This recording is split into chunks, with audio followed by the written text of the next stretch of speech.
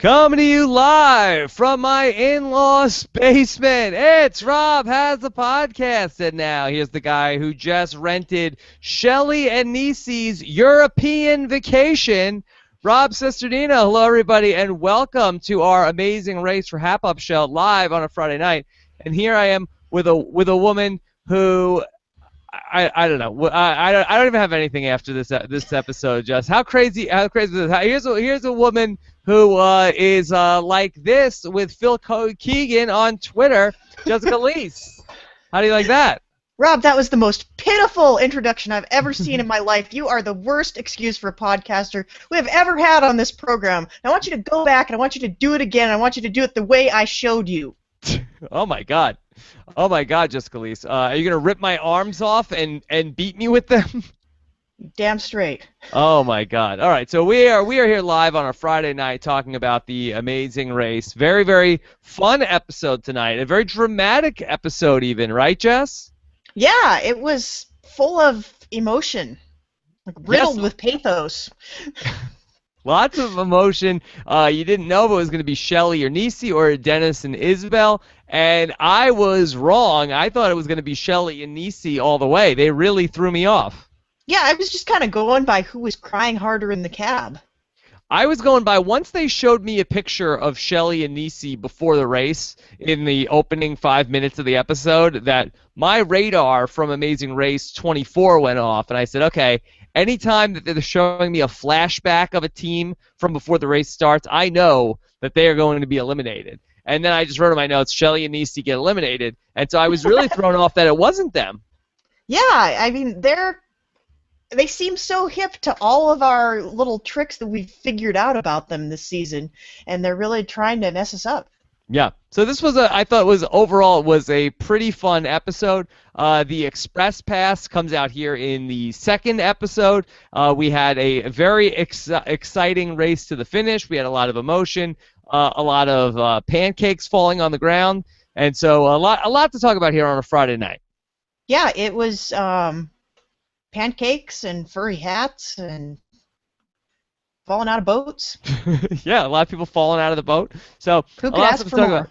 Yes, and of course, I'm sure we will spend a lot of time on Shelley and Nici. Are they the first team to pee on camera on The Amazing Race, Jess? They are the first. As far as I know, they're the first team to pee on camera on the U.S. Amazing Race. Okay.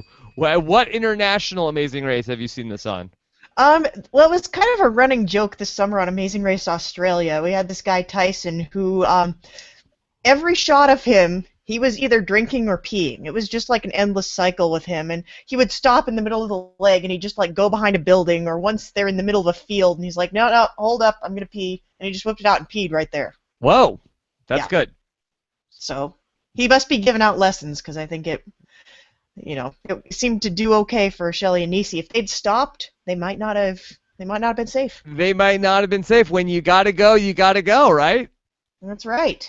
That's right. I had said that no matter what happened tonight, Shelley and Nici were going to be team number one. Yeah, gold medalists. Yes. The golden medalists, yes. Exactly. Even though they were not the first team to get the clue, they did pick up the Express Piss tonight. That's a little bit of a stretch. Well, that's a stretch? Okay. All right. Pushed it too far. All right. Anyway, so I'm sure much more. We want to hear your best Shelley and Nici suggestions and comments tonight as well. Of course, the chat room is open on Rob has a website. .com. Oh, Brian Lynch is in the chat room too. That's a winner right there. I like that one. Getting in on the action as well. Also, Scott St. Pierre is monitoring Twitter, so you can use the hashtag RHAP. Plus, we'll take your comments on our YouTube channel at robhasawebsite.com/YouTube. This is a very exciting week. I got to see Jess in person the other night. Yeah, we had a fantastic time at Survivor Know-It-Alls Live, and it was really exciting to finally meet the man that I've been podcasting for 2 years now. Yes, very, very, very, very fun night. Very exciting stuff, and it's been a really, really cool week. And we get to talk about Amazing Race on East Coast time, in the same time zone. We're even in the same state, Rob. Oh my God. Oh my God. All right. So a lot to get to. I guess I don't even know where to begin. I want to just keep talking about Shelley and Nici peeing on the boat, but we should probably digress and talk about some other stuff. So I guess the real top story should be Dennis and Isabelle, my pick for Amazing Race 25. Womp womp. Yeah, I got Nicole. I got the Nicole curse. Maybe because I got the Nicole curse of the second team that gets kicked off. I have inherited this. Yeah, maybe you shouldn't have been so hard on her when she picked Garrett to win Survivor Brains Beauty Brawn. Yeah, Nicole picked Garrett on Survivor 27. She picked the latest person kicked off. I don't want to spoil in case somebody didn't watch it.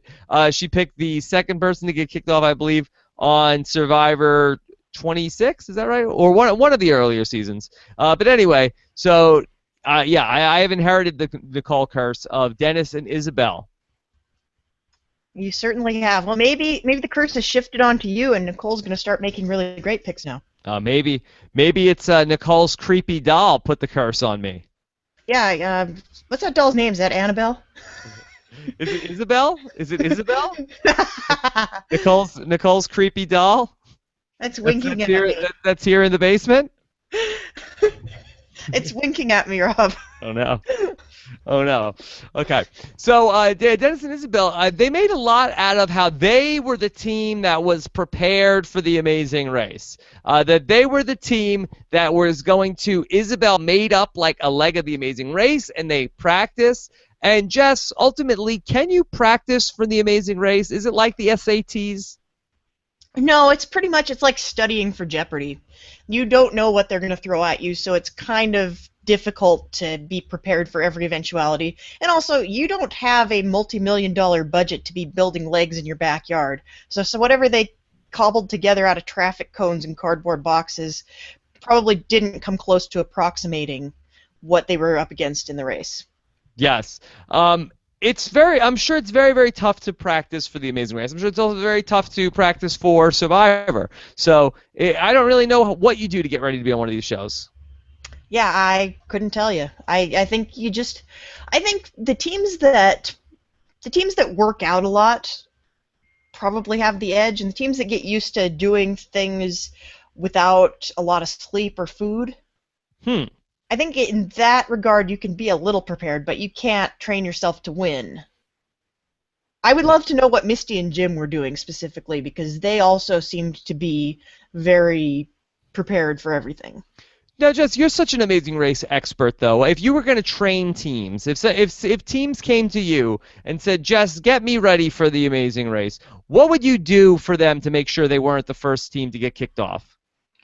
Well, I'd familiarize them with the world map, so they're not like pulling a Miss Teen South Carolina. Okay, that's good. I would make sure that they were, I would have them look up every possible way that whenever they have 5 spare minutes, they can figure out where they are, so they don't get lost. I think a small stupid mistake is what usually gets people kicked off in the first leg. I would get them to run fast. They'd be I'd put them on a training regimen where they'd be eating a low-carb, high-protein diet and running every day. Okay. And it'd just be a lot of, you need to prepare every single aspect of yourself. You need to practice your manual dexterity. You need to practice your physical strength. You need to work on your brain stuff. But you can't prepare for any one specific task. It's just got to be kind of a holistic approach. I don't know. Is that sort of like, are you better off just rolling out of bed and just going into the race rather than, trying to over-prepare? Is over-preparation almost as bad as under-preparation, do you think? I think you can't reinvent yourself. You need to have some... I think you need to be able to not totally suck if you roll out of bed and just go on the race. There needs to be some aspects of your daily life that are already in place by the time you make the decision to go on the show. Okay. By the way, Dennis and Isabelle will be my guests on Rob Has a Podcast on Monday, so we'll get to ask them a little bit more about that preparation and what they did to ultimately get ready. Jess, what did you think of this leg overall going to London? Well, I thought that they rolled out some interesting new twists that made things a little bit more exciting, and I also enjoyed some throwbacks to previous seasons. It really seemed like it was a leg designed, like the last leg, it was a leg designed for the fans. Okay, tell us about it. The punting task, and I really meant to rewatch this episode so I could come in and like be a total nerd about it. But season 3, episode 3, there was a similar task involving punting. And season 3 is one of the more popular seasons, and it was a really memorable task with lots of people whining and falling in the water, much like we saw this week. Yeah, very, very fun. I liked seeing all the people fall into the water. I thought that was probably, but actually all the tasks I think tonight were pretty fun. Yeah, it was definitely a good mix of things as well. Yeah. I enjoyed the Buckingham Palace stuff. I thought that was fun. We got to have my favorite thing on Amazing Race, which is a very mean judge yelling at people, making them cry. I like that. I also thought the pancake flipping was very fun. I thought on paper that sounded much easier, but a couple of teams really struggled with that, including Whitney and Keith and Team Michael Scott, not to mention Dennis and Isabelle. And then in the punting challenge, you had a lot of teams falling in the water. You had people peeing. You had boats crashing into each other. So all in all, a lot going on. Yeah, and it was a good mix of things as well. Like you don't want all the tasks to favor one particular skill set. And I thought people that had a lot of coordination could get that pancake thing knocked out quickly, and people that were good at attention to detail would do better with the guard thing. So which leg would you have preferred? What was the better way to go? About face or pancake race? I would have probably done about face. Really? What about it? Because I feel like once you say pancakes, I'm in. Well, you didn't get to eat the pancakes. Why not? You could have eaten the pancake after the challenge was over. Yeah, I suppose if you wanted to, it'd probably be cold by that point because you've been off the flame for quite a while, and you don't want to eat one that you dropped. Well, sure, surely not if you dropped it, unless you were really hungry. That's like, a survivor would surely eat a pancake that had been dropped on the floor. Yeah, but they don't give the survivors pancake making challenges. They do. Well, they get to eat pancakes on day 39. Yeah, most of them don't ever get to eat pancakes. Most people don't. It's a rule, like once you get kicked off, you could never eat pancakes again. Is that true? How's that working out for you, Rob? Yeah, well, that's why I cherish the pancake. They're very delicious. And I feel like that would have been the way to go, especially after Adam and Bethany, like, they aced it, and they did it with, like, 22 seconds left. I'm like, oh, my God, this is so much easier than About Face. How did they do it with so much time left? I don't know. I guess I would imagine Bethany's probably very used to coordination and balance tasks. Yeah. I think she's, as a surfer, and especially as a surfer who has to compensate for a disability, she's probably very, very good at anything requiring coordination. Yeah, she was very good at it, but then once like Keith and Whitney started, like Keith and Whitney like weren't even close on the first time through. Just first off, let me ask you: do you think that are Keith and Whitney getting the villain edit of Amazing Race 25? I think they're getting a villain edit. I think there are. It's interesting. I think I might have to write a blog about this tomorrow, about all the different kinds of villains you can have on a show like this. Like, you have inward villains, and you have the ones that kind of take it all out on each other, and then you have the outward ones that just kind of scare everybody. Yeah. Now, Keith and Whitney both were openly rooting against the other teams. That's a little villainous on The Amazing Race. Yeah, it's not Survivor anymore. Yeah. And also, they were arguing over who's the mean one. Yeah, I mean, when you get to the point where you're arguing over who's the mean one, I think you just got to call it a tie. Yeah. I think that's going to be very, very interesting to see if Keith and Whitney do become the villains of The Amazing Race. I mean, really, I I guess you could argue were Brenchel the villains. Last season depends on which side of that Dave and Connor argument you fell on. Rob and Amber certainly fell into the villain mold in their Amazing Race time. So there is some precedence for people from the other CBS reality shows coming to the Amazing Race and becoming more villainous. That is definitely true. I think it's because there's more room to become villainous on the other shows. And if you bring that with you into the race, the other teams have come in expecting like this fun, happy race around the world. You know, it's supposed to be fun and good, right, Rob? The Amazing Race is supposed to be fun and good. That's definitely true. Okay, so let's stick with the pancake challenge because Team Michael Scott finished the race. And at one point, then after they finished the race, the judge said there was insufficient pancake flipping from Team Michael Scott. Is it like basketball? Was there like traveling that he was not exactly flipping as often as he needed to be? Yeah, I think that's exactly what was going on there. That's a very good analogy for that.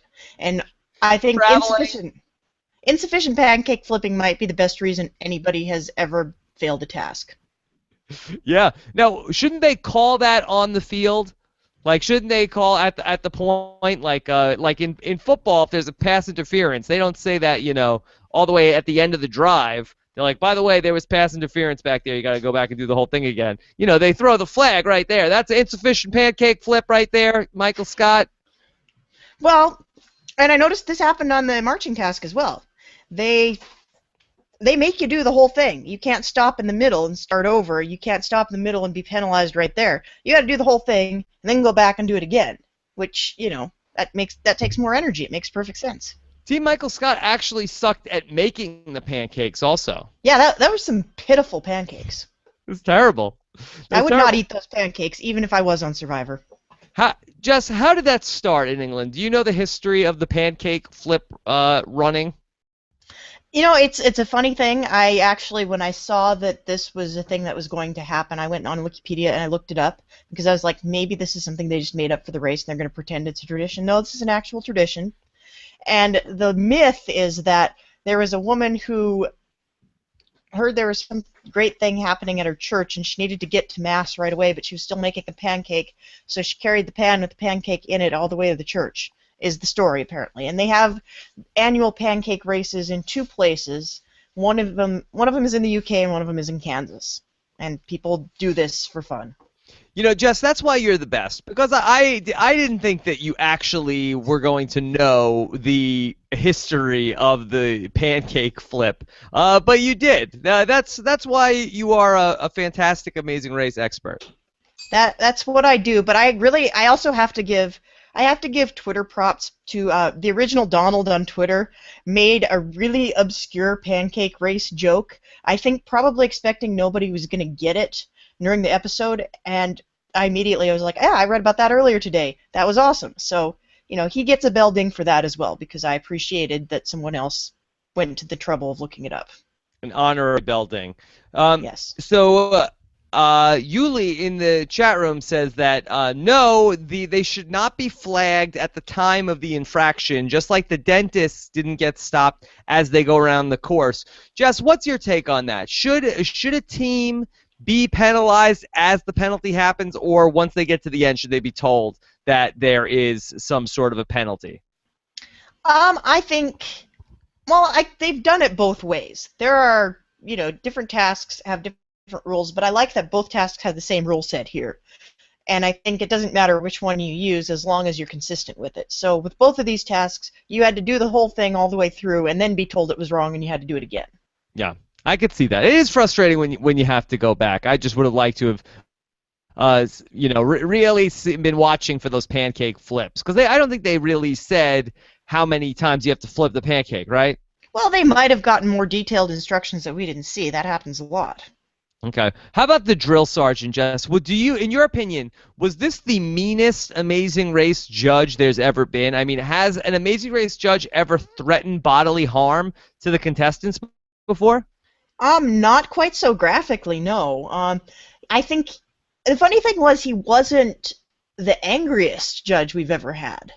He's not even the angriest character we've had this season. Like, the pirate was much more yelly. The pirate was like maniacal, but this guy, I'm calling him the drill sergeant. I know that's probably not what his actual title is. Yeah, he has, like, some British title that is analogous, but yeah, I guess, well, the drill sergeant guy was, like, lawful evil, and the pirate was chaotic evil. Yeah, fair enough. Well put. But he was. I was trying to write down what he was yelling at them. He was like, "This is shocking! This is absolutely disgusting! What you're doing!" He's like, "Stop smiling! Yeah, this is absolutely disgusting." He didn't even tell Whitney Duncan that she disgusted him. Yeah, it was kind of sad that Whitney didn't do that task, because I would have liked to see that. And Yeah. you know they would have let him do it. Okay, so yeah, very very hard on these teams. Who got it the worst from the drill sergeant? Well, Brooke and Robbie were the ones that he said he was going to rip their arms off and beat them. So I think they might win. Yeah, who would win in that battle? You got Robbie or you got the drill sergeant? Well, the drill sergeant's got a gun. Yeah, that's true. At what point did they make the switch to like automatic weapons for the guards outside of Buckingham Palace? That I do not know, but I'm sure that they always try to keep current with the technology. Is that what they do? Like I remember, like when I was a kid, like I feel like they had like muskets. Yeah, like they had those kind of, like, you know, the Marines have those drill rifles. That's what I was expecting to see. Yeah. Now all of a sudden it's like they got a shipment from Belfast. And the Sons of Anarchy came and hooked all these guys up. Yeah. I don't know. Do you like seeing these Amazing Racers get automatic weapons? I don't think you should ever arm the Amazing Racers, and I especially got a little bit nervous when they gave a gun to Jim. Yeah. That guy's like 2 seconds away from snapping. Yeah. At all times. Yeah, but it was again that was fun to see. Okay, now the punting task, which was very very fun as well because for a number of reasons we got to see lots of teams falling into the water. That's good. Yep, that's always fun. Who had the best fall of the night? I liked Maya crashing into the bank and like getting caught up in the tree.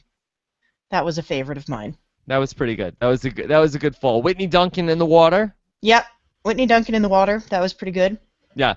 I like that Phil didn't believe that she'd fallen in the water. Yes, he was calling her out. Yeah. Yeah, I wondered what his basis was for calling her out on that. Yes. Like maybe she changed her pants. And it was insult to injury to fall into the water after Shelley peed in the water. Yeah, well, you know, all kinds of creatures pee in that water, Rob. You like fish pee in it all the time. Yeah, okay, but not as recently as Shelley did. No, not quite as recently, that we know of. Right. And so we have all the teams crashing into each other. We had Jim and Misty. They were able to, they realized that one was on the Oxford end. And what was the other end of the boat? The Cambridge end? end. The Cambridge end. And of course, that they had to go back and do the whole thing over again. So what was the problem with all of the teams? There was just one part of the stream, and no, I'm not talking about Shelley's stream, but one part of what they were rowing around in that just was like the current was very strong. Yeah, there was a part where there's kind of a little fork, and the current would spin you around if you didn't like push past it. Yeah, and so this is where most of these teams got stuck. Yeah, that's what it looks like. It kind of, I think the theme of this episode was like one team doing something really well, really quickly, and then other teams having a perplexingly difficult time with it. Yeah, it made it seem like it was going to be very easy as far as they do it, especially with Adam and Bethany, who are looking very good as far as their setup. And it looked like they made everything look so easy this week, and then we see all these other teams do it, and it's much harder than it looks. Yeah, like this didn't seem like the kind of thing that should get people like sobbing about how it's the most taxing thing in their lives. It didn't look like that, but it was that case for more than one team. Yeah. Very, very tricky to do all of the punting. And then finally, it ended up with it was just going to be Shelley and Nici versus Dennis and Isabelle. The battle of the super fannies. Who's more super fanny, Jess? It was hard to tell. I would almost say Shelley and Nici claimed to have been watching from season 1, which would actually make them, if they were devoted from day 1, that makes them bigger super fans than me. So take that for what it's worth. Impossible. Impossible, Shelley and Nici. I mean, I'll fight them for it. But okay, Dennis and Isabelle I like your also. Chances. I'm bigger than they are. Dennis and Isabelle seem to have studied really hard, but I don't get the sense that they necessarily have been watching it since they were high schoolers. I think it's more like they mainlined a whole bunch of seasons at one time a few years ago once they decided they were going to go for this. If you are somebody who is trying to be on one of these shows, like let's say you are somebody who gets recruited for Survivor, Big Brother, The Amazing Race, and you binge watch many seasons over a couple of weeks, are you able to take away the same information from people who have watched the episodes over 10 years and have taken time to process the information? Do you think it's similar, or do you think that there's a big difference? I think it's the same thing as paying attention to your lectures in class versus reading the entire textbook the night before the big test. I think you might get some information if you're cramming, but not as much as if you'd been studying it all along. I just think that's interesting. Like somebody who is like, let's say you watch all of Lost in like 2 weeks.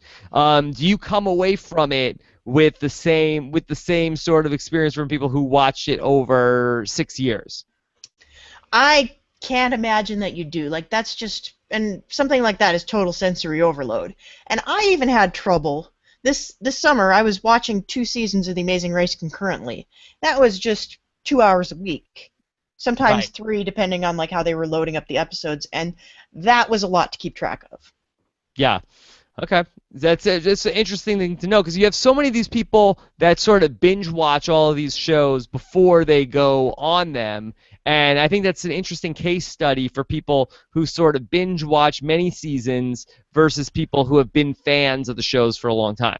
Well, I'm going to put this to you then, Rob. This is your challenge for the season. Whenever you're doing the exit interviews, try to slip that in. Find out, like take a poll, who binge watched and who has been following since day 1. Well, I think that with Big Brother this past season, I think it was a pretty obvious case study where there was a lot of the recruits who were like, oh, yeah, I watched Big Brother 10, 11, 12, 13, 14, and a lot of them did not know what the hell they were doing versus Derek, who seemed to be somebody who was very knowledgeable about the show and had been watching for a long time. Yeah, and I think also when you watch it for a long time, you're emotionally invested in it. Like if you're just like slaying them all down to get them into your head, you don't have a horse in the race. You're not rooting for somebody. You're not sad when your favorite team goes out. You're not like hoping that they'll strive to complete a really hard task. You don't care. You just want to see how they did it and how they got through it. And so if you run into something similar, you can look at it and analyze it and get through it. Like you don't care about it as much. Let's talk about the Express Pass here, because the Express Pass shows up in episode 2, and then we had our 2 Team Soul Surfer. They end up with the Express Pass here. And so, Jess, how big is this for Team Soul Surfer? I think this is almost as good as a save. And I think there isn't a team that could see a bigger potential need for it than the Soul Surfers. What would you rather have if you were, let's say, me and you were on The Amazing Race? Would we rather have the save, or would we rather have the Express Pass? Knowing what we know about it so far, I would say the save is much more powerful. But I think it would. I want to see that save in action before I make a judgment call. Is there a difference in your mind? Yeah, there's a big difference, because the Express Pass, there's the danger that you could just burn it off too quickly, and you could burn it off on something stupid that you would have been able to complete quickly. Or it could be the difference between, you being hours behind another team. Yeah. I wonder because with the Express Pass you can use it whether you're in the front or in the back. Like we saw Brendan and Rachel use the Express Pass. I'm sorry, that was the. I'm sorry, I'm getting confused with the U-turn. But you could use the Express Pass if you wanted to make sure you come in first at a point. You don't have to wait until necessarily you're going to come in last. Yeah, that's true. You can use it offensively or defensively. Yeah, and I there's definitely have been cases of teams like knowing they're out in front and using the Express Pass to put a bigger lead on them so that they can get the first place prize. Mm-hmm. So in that way, it seems like the Express Pass is more powerful, but you can go home with the Express Pass. You cannot go home with the save. Yeah, and more crucially, you can go home with the Express Pass unused in your pocket. So, Jess, is the Express Pass the hidden immunity idol and the save the Tyler Perry idol?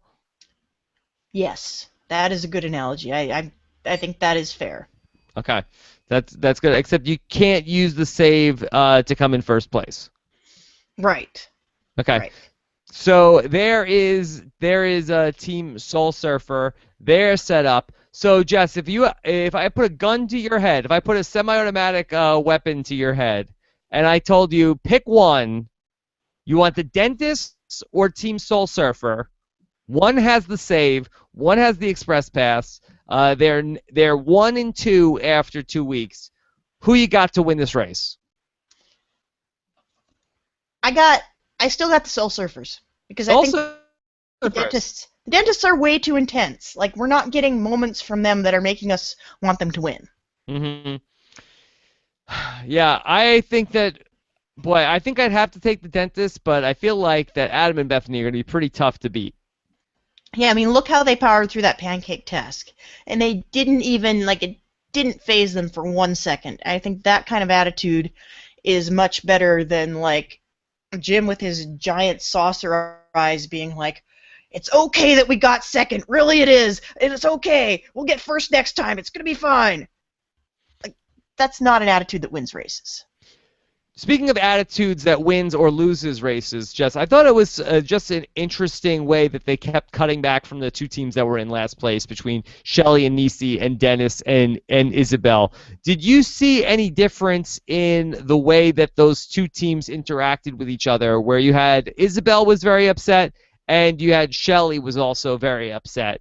And it looked like that Dennis gave Isabelle more of the love approach, and Nici gave Shelley more of the tough love approach. And Shelley and Nici end up coming in 9th place, and Dennis and Isabelle ends up getting eliminated. Yeah, Shelley was definitely more in the pep talk realm of things. Like, we can't let this get us down. We got to keep going. We got to persevere. And Dennis is more like, I'm going to love you no matter what. Mm-hmm.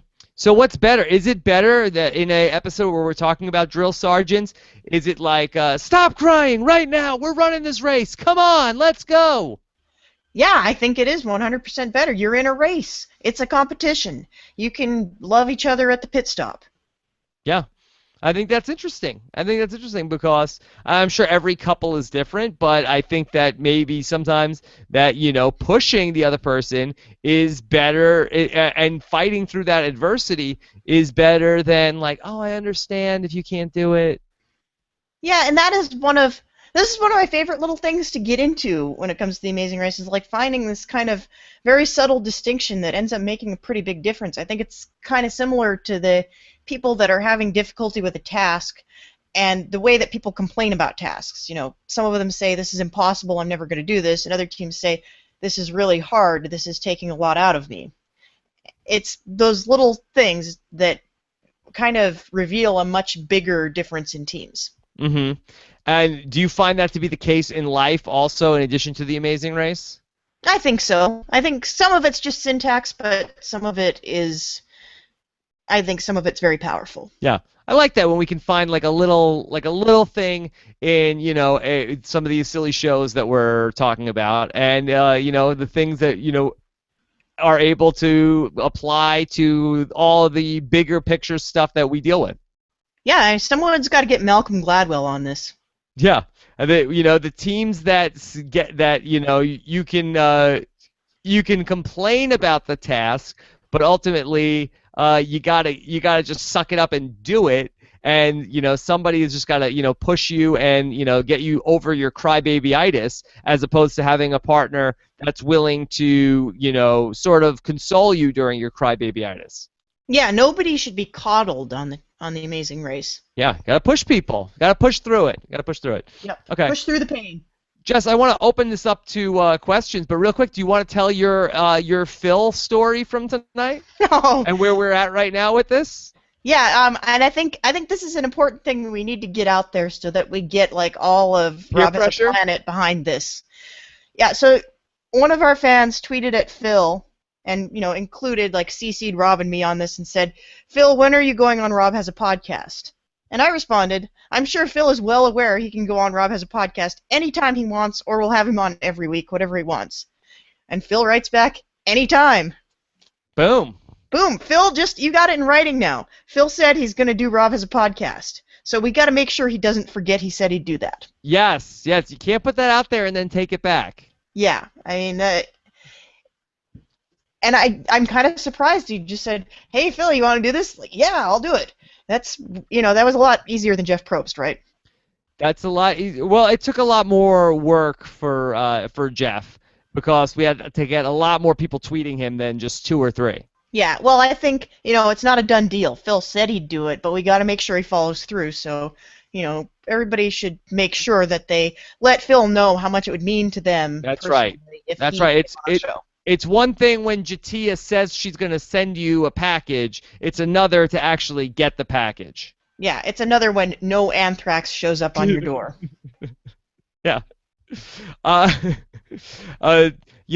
Jess, I'm so freaked out right now that when they were talking about you had to tip your bowler, I thought they said tip Ebola on the Amazing Race tonight. I got very scared. That's something else you don't want people sending you.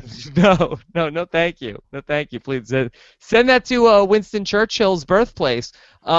Jess, what do you think of our Winston Churchill impersonator on a night when we're talking about fighting through adversity? Yeah, I am fairly certain that was not the real Winston Churchill. No. Jess, do you like it when we get sort of a historical look-alike? I always find it fun because I especially like it when people talk to them as if they're the real guy. And this guy was really, I don't know that I necessarily buy him as a very convincing Winston Churchill impersonator. Like, that improvised pep talk seemed he was trying to make it Churchillian. I'm not sure he got there totally. Yeah, I don't know. I don't know how I feel about some of these. In general, I like the concept. In particular, I don't know that I'd put this guy in the, top tier. He's no Robbie Burns. Yeah, he's not in the pantheon. He's no Chopin. I think my favorite was Amazing Race 11. They had a Chopin impersonator at one of the tasks, and the beauty queens were hitting on him. It was glorious. Whoa. Jess, also, what do you think of Phil being in the middle of the action, sort of narrating stuff as Adam and Bethany ran by? Well, this is something we saw last week as well, and I thought it was fantastic. I think before you would see these things that were definitely Phil being far removed from the action, and it's a very tranquil location wherever he is. You see the sweeping vista behind him, you see him explaining the task, and you don't get any sense of the urgency that's about to fall on that exact spot. So I like it when he's standing there and they're running past him, because it reminds you that Phil is a part of this intense competition that is going on. He's not just a guy that stands on the mat and says hello to people. Yeah. No, very, very fun. I like this stuff. I think that's a good addition to the show. Okay, let's get into the questions.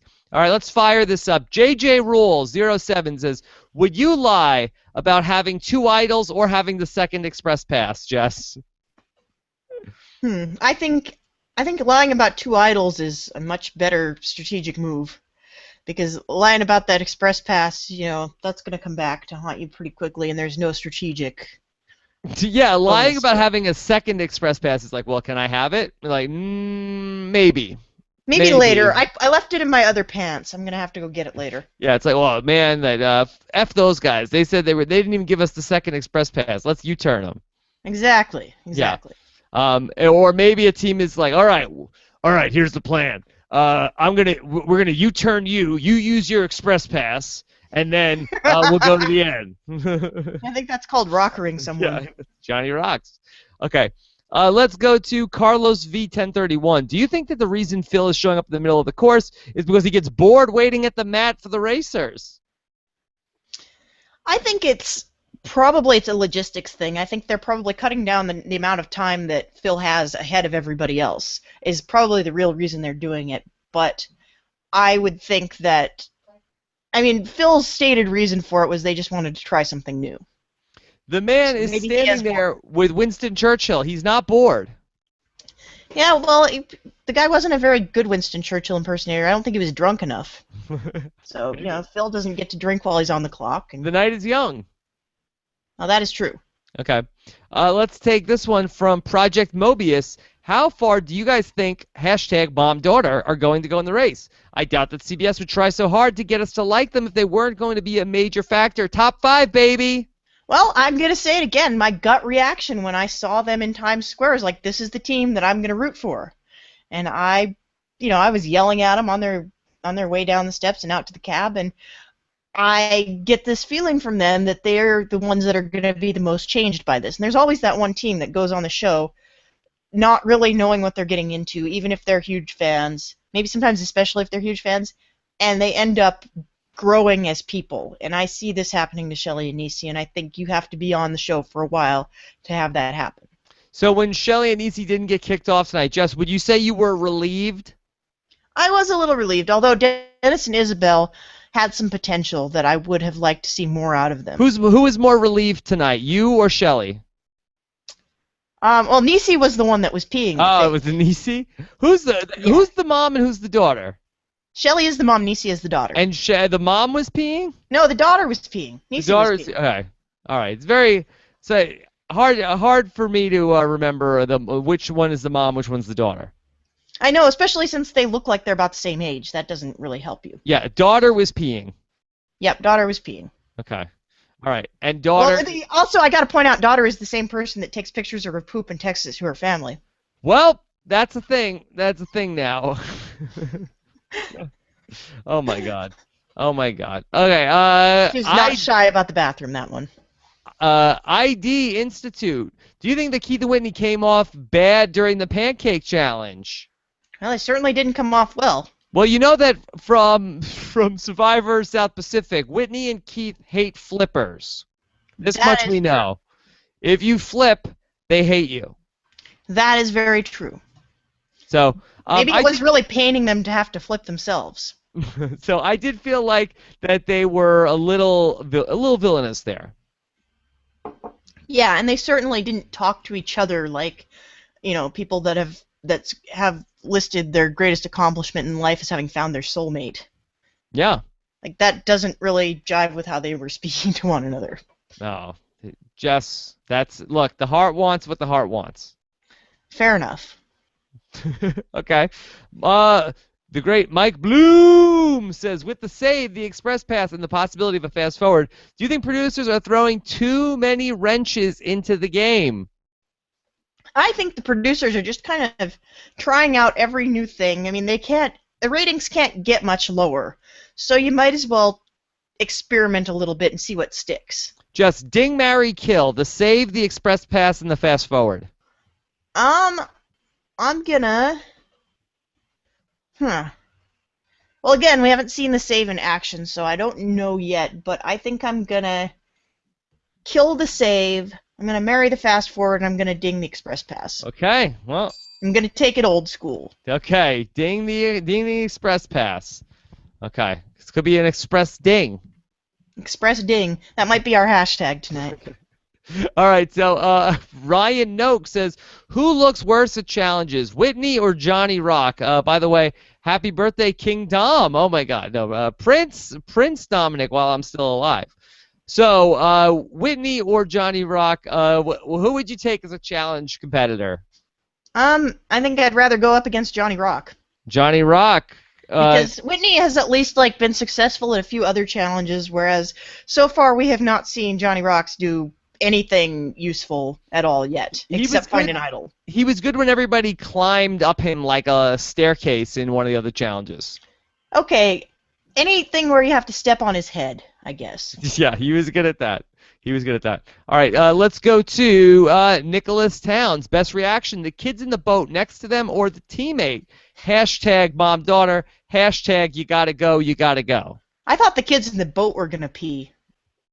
That's how hard they were laughing. Feel more comfortable.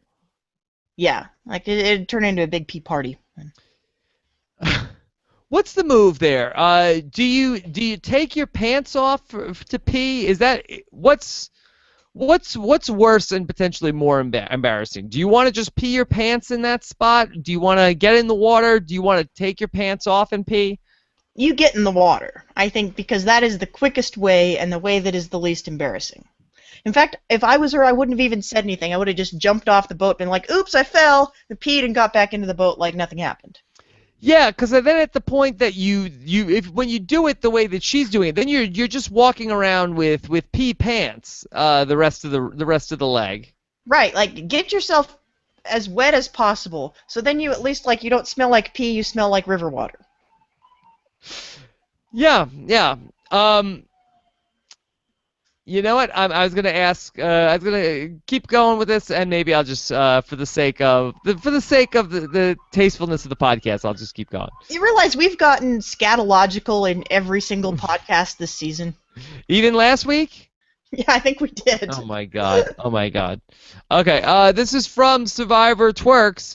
Are you more or less super fanny than Shelley and Nici? Nici, Survivor Twerks. Yeah, Nici.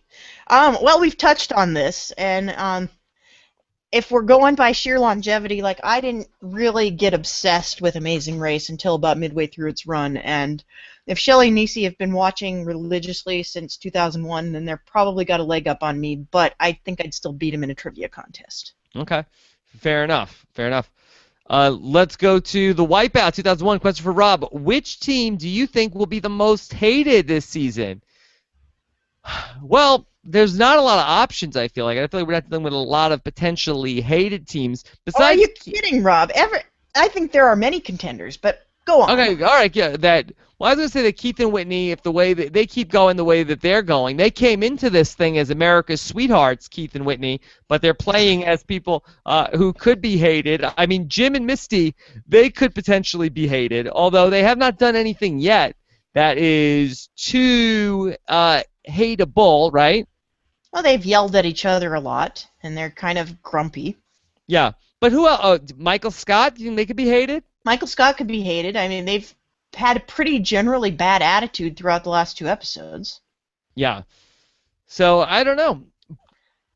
I mean, I went in thinking Brooke and Robbie were going to be the big villains. I did not see the dentists coming, and I certainly didn't see Keith and Whitney coming.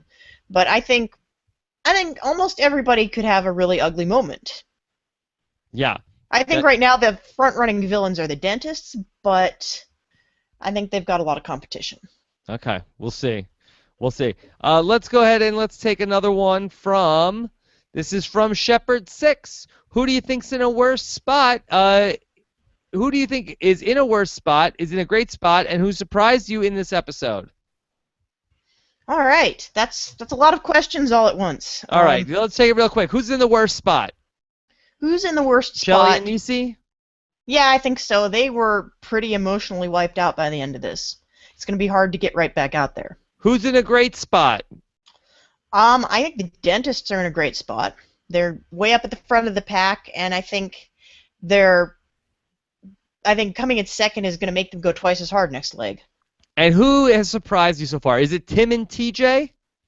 Tim and TJ have surprised me in a really good way. Brooke and Robbie have surprised me. I think I've been underwhelmed by a couple of teams. I'm waiting to see something awesome from Amy and Maya because I was very excited to see Girl Nerds, but they've been pretty low-key so far. Yeah. So far low-key for the Sweet Scientists? Yep. Sweet Scientists are a little bit bland. A little bit bland. Not sweet enough yet. Carolyn wants to know, when will there be a non-elimination round? I think we can look for it in 2 weeks. That's 2 my weeks. that's my Episode guess. 4. Episode 4 is a good time to have Is it. that traditionally when we see, although the save could throw things off? Yeah, I think what's going to happen is, my guess is that there is a non-elimination planned for leg 10, which is the leg after which you can't use the save anymore. And if the save gets used, they will just turn that leg into elimination leg. Okay. Makes sense. Shane Gallagher. Jess, did you take great pleasure in when Whitney fell off her boat multiple times? A couple of times it looked like she jumped. That was how, like, ridiculous those falls were. Yeah. So, unfortunately, not enough times falling in the water for you, Jess. Not enough time. Well, there's never enough times. Okay. Nick Towns wants to say, did CBS get the casting wrong between Amazing Race and Survivor, with some Survivor teams being interested in Amazing Race and Team Mom-Daughter peeing off a boat? So, Shelley and Nici, they were Amazing Race fans. They didn't want to go on Survivor. No, in fact, I think that's where Survivor gets half their contestants these days. They just dip into the Amazing Race pool. Is that what they're doing? When it's blood versus water, I guess. Yeah, I would be willing to bet that fully half of the blood versus water teams, the 20s excluded, were people that tried out for Amazing Race, and they're like, well, we're doing this pairs thing on Survivor. You want to do that instead? And they're like, yeah, anything to be on TV. Jess, how about this? Okay, let's take Natalie and Nadia off the table. Of the other 10 pairs, so the other 8 pairs on Survivor Blood versus Water, who would you most like to see be the 12th team on The Amazing Race? That's a pretty good question. I mean, you obviously know who I don't want to see. I would like to see Val and Jeremy. I think they would be very fun. I think Drew and Alec would never have had a prayer being cast on The Amazing Race because they're just like too alpha. I think Josh and Reed would be very fun. Yeah. So we got a lot of contenders, and I'm sure that these people have all expressed some level of interest. I think Wes and Keith would probably be the best TV. They'd be the best TV. I don't think they'd go very far. No, but they'd be fun. Yeah. They'd be fun. Okay, let's go to this next question. This is from Yuli. Says, did you get any Alliance vibes at all? Things like to give away shoes seem to be far undersold so far compared to former seasons. Okay, this is a good point. So earlier in the episode, you had, was it the scientists gave a pair of shoes to Bethany? Yeah, Bethany lost one of her shoes in the ocean, and it turned out She's always losing things. Yeah, I mean, I'm not going to go there. I can't go there. I'm going to hell. Yeah, but she turns out to fortunately be the same size as one of the Sweet Scientist teams who apparently had a spare pair of running shoes, and they let her use them. Okay. Well, that was very nice of the scientists. Did you think that's a good strategy, Jess? I feel like you've blogged about this subject in the past. I think as long as you're not putting yourself out, and at that point everybody's in a bunching point, they can't get ahead. They can foster some goodwill and take a target off their back, and they've got a friend now.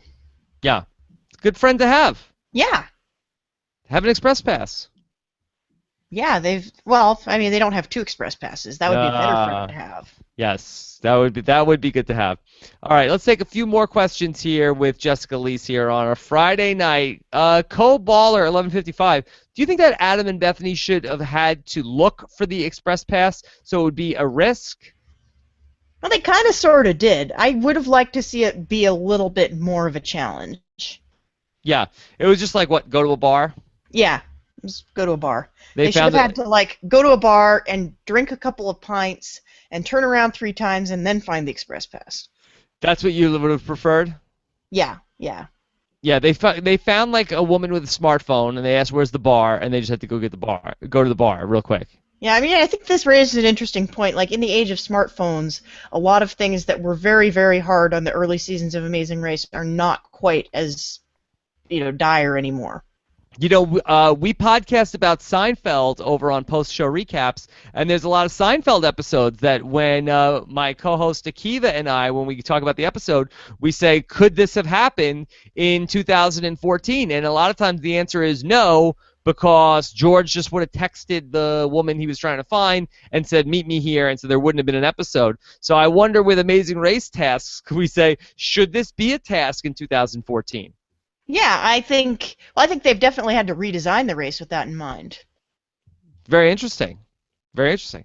Let's go to a few more questions here. And this is from Lost Mole 7. What do you think of CBS showing who the last two teams would be in this episode in the preview at the end of last week's episode? Does it take away the suspense? Now, Jess, I didn't really pay super close attention to the preview from last week. Did you get that from last week's preview? I mean, I saw a bit of that, but honestly, previews always try to make a huge deal out of things that are not always a huge deal, so I didn't give it much credit. I didn't think they were showing us anything, and I think in retrospect it's very easy to say, oh, wow, they gave away the whole thing, but you don't know that. That could have been like the fight for 4th or 5th, and they just fell out of the boat a lot of times and they were tired. Like, you have no idea. It was the same thing. And again, I hate to keep taking it back to Amazing Race Australia, but we had a preview this season that showed these two teams talking trash to each other, and one of the teams says to the other team, I'm going to drop you. And then 2 seconds later, you see the other guy falling over. You're meant to think from that he, like, decked him and he fell over, but it turned out these were two totally separate incidents, and the guy that fell over was dehydrated and fainted, and that team that just said they would drop him were picking him up and actually, ironically, helping him get over his dehydration. Yeah. Yeah, as soon as you start believing what's in the previews, that's when that's when they got you right where they want you. Yeah, and I think sometimes they even take advantage of that by throwing some very obvious things into the previews because they know we're not going to believe them anymore because how many times have we been misled? Yeah. All right, let's do two more questions. Here is one from Zack Attack 48. Hey, did you guys realize that Shelley and Nici were going to pull a five-hole on the guard task? Oh, okay, Rob, you may not be familiar with the terminology here. We coined some new Amazing Race lingo over the summer. Oh, please, tell me. When one pulls a 5-hole, that is when you do something for a living, you go on the Amazing Race, you are given a task related to the thing you do for a living, and you're terrible at it. And this is because this summer on Amazing Race Canada, we had a pair of Olympic hockey players who had to shoot a certain number of hockey goals in a task, and the hardest one was in the 5-hole. And they were there for longer than any of the other teams because they could not hit the 5-hole. Okay. And these are Olympic hockey players. So we call this, like, if you are in the military and you can't march in formation, that is, you have pulled a 5-hole. Got it. I like it. Like if you're a chef and you can't cook rice. Exactly. If you're a chef and you can't cook rice. Right. Can you come up with any other one of these real quick in reality TV history? There are many examples, but off the top of my head, I can't throw a bunch at you right now. Yes. Okay.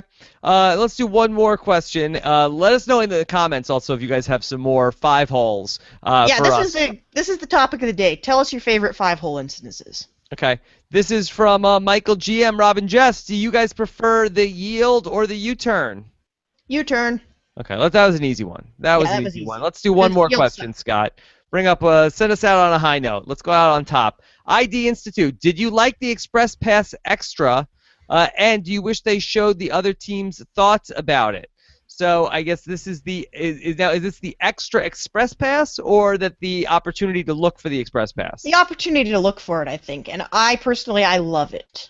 I think it's so much better than just giving it away as a prize to the team that finishes first. You like this. Now, do you think any other team ever looks for it after it's already been taken, or do you think every team just is like, oh, well, we weren't first, so might as well forget about it?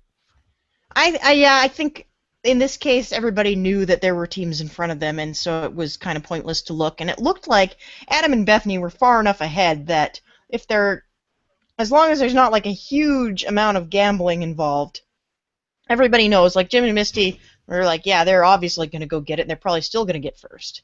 So I would guess if they made it a lot harder, which I think next time they do this, they really should make it, something you have to work for to get it. Make it a bigger gamble and see if other teams end up going for it, because that's how you get those great moments when you have two teams going for a fast forward. And if their intent is to bring some extra drama into it and give people more things to choose from, that's how they have to do it. All right, Jess. I think this is a good stopping point for this week. Let's just talk real quick about who do we think, has anybody jumped up in the power rankings for you this week? Has anybody really made a move? I haven't seen anybody, breaking up the people at the top. Yeah. What about on the bottom of the power rankings? Can anybody fall off and get passed by Shelley and Nici? I think you'd have to screw up pretty big at this point. Shelley and Nici are rock bottom right now. Give me the percentages that Shelley and Nici are the next team to be eliminated. I'm going to put 2-1 odds on it. 2-1 odds. Okay. There you go. All right. This upcoming Monday, Dennis and Isabelle will be my guest on Rob Has a Podcast, and we'll talk to them about everything that they are going to be thinking after seeing this, and hopefully they are able to still be Amazing Race super fans after all of this. I think they're going to be good guests because I would be pretty willing to bet that they are Rob Has a Podcast fans. Okay, or at we'll least see. Passingly familiar, so I think they're going to be good interviews. We'll see. Jess, what are you working on as far as your next Amazing Race blog? Well, I think we touched on it already. I'm going to talk about different ways that teams can be villains. Okay, that's very interesting. I'm looking forward to reading that as well. We've got plenty more coming up on Rob Has a Podcast coming into next week. I can tell you that I have confirmed a new guest for our Survivor podcast coming up next week, and the great Todd Herzog joins us back on Rob Has a Podcast next Thursday. Oh, I'm so happy to hear that. Oh, and I'm so unhappy to see that. Yes. So Todd Herzog will be our guest. Plus, we had the great Jonathan Penner with us on Thursday on Rob Has a Podcast talking about Survivor, joining the Five Timers Club as started a big firestorm on Twitter. Yeah, well, I mean, that's the second biggest Twitter battle you've gotten into all week. Yes. See what Shatner thinks of it. Yeah, we'll see. Plus, we also did our big Survivor Know-It-Alls live from Gotham Comedy Club on Wednesday night. And if you have not checked out the video for that, that is also up on robhasawebsite.com and on our YouTube channel at robhasawebsite.com/YouTube. And it's basically the most fun thing that has ever happened on Rob Has a Planet. It was a very, very fun night, and very much looking forward to trying to do that again in the future. Jess, you all right? I can't even right now. I can't even. All right. Well, anyway, it was a very, very fun show, and thanks again to everybody who came out to see us on Wednesday night. Very, very, very fun. All right. So we want to hear from you guys in the comments.